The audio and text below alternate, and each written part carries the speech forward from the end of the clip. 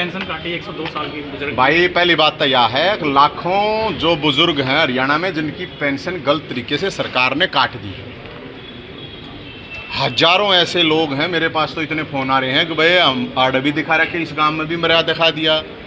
ये भी वो 102 साल का बुजुर्ग है, नाम है दुलीचंद और जिंदा है। यो बुढ़ापा पेंशन नहीं दी जा सरकार ने, तो कोई बात नहीं, नमारो भी क्या दी हो।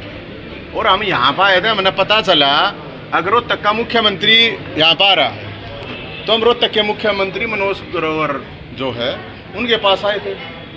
तो अब वो यहाँ हालांकि मना किया गया था कि नहीं है यहाँ कोई नहीं है, लेकिन यहाँ थे। अब हम तो बैंड बाजा बारात और मारा लगा दादा और इस सरकार का है फूफा, हम ये बताने आ गए थे फूफा दुलीचंद, सरकार का फूफा दुलीचंद अभी जिंदा है। जिंदा है ना? ए भाई टोका ठाका बता। हाँ जिंदा है ना? हाँ जो जिंदा है भाई देख लो, इसने बता रहा है मर रहा है।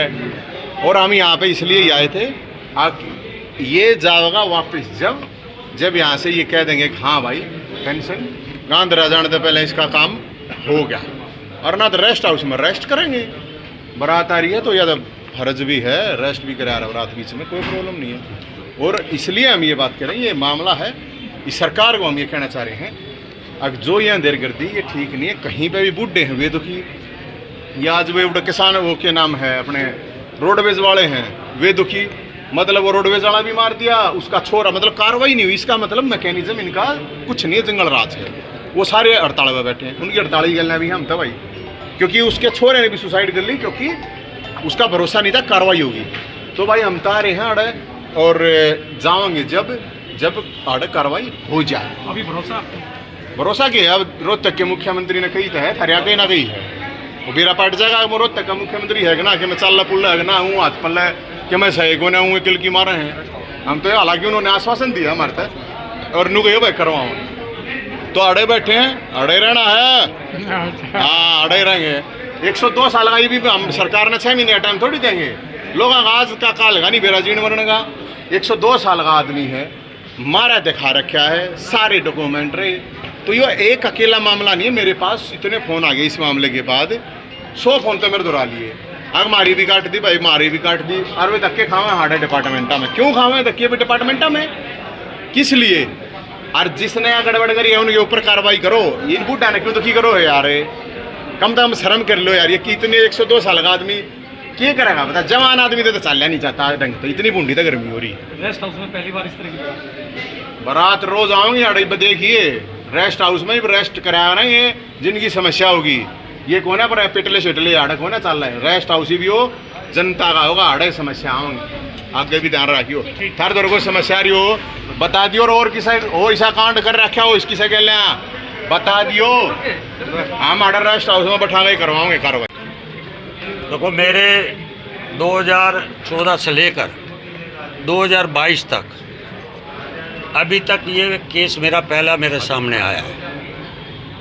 जो लोग आप कह रहे हो चक्कर काट रहे हैं, ऐसे लोग आपके चैनल के माध्यम से और नवीन जैन जैसे सामाजिक लोग अगर ऐसे कोई इशू लेकर आते हैं, हम उसका समाधान कराएंगे।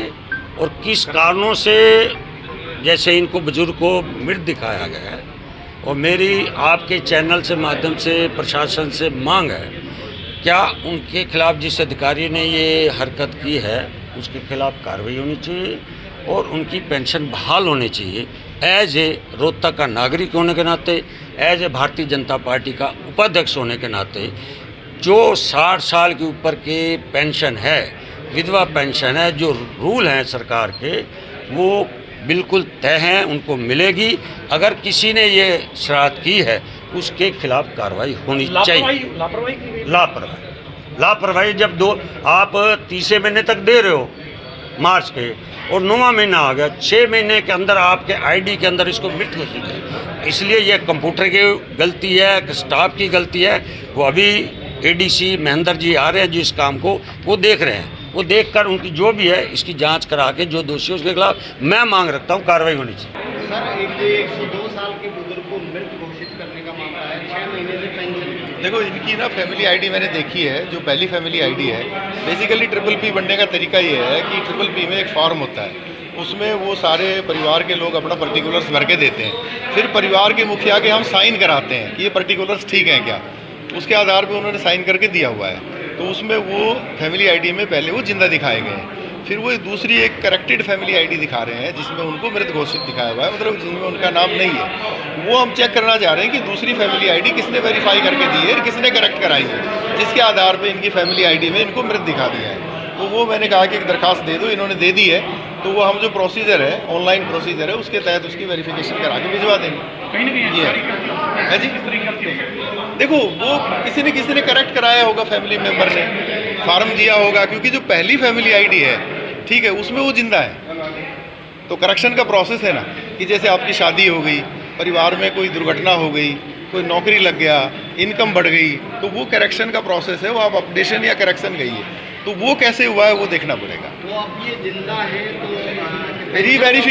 रीवेरिफिकेशन होगी, रीवेरिफिकेशन के बाद इनका, क्योंकि जिंदा है आपने हमने भी देखा है, तो ये चली जाएगी ट्रिपल पी में ठीक हो के, इसके बाद ट्रिपल पी के आधार पे फिर इनकी पेंशन शुरू हो जाएगी।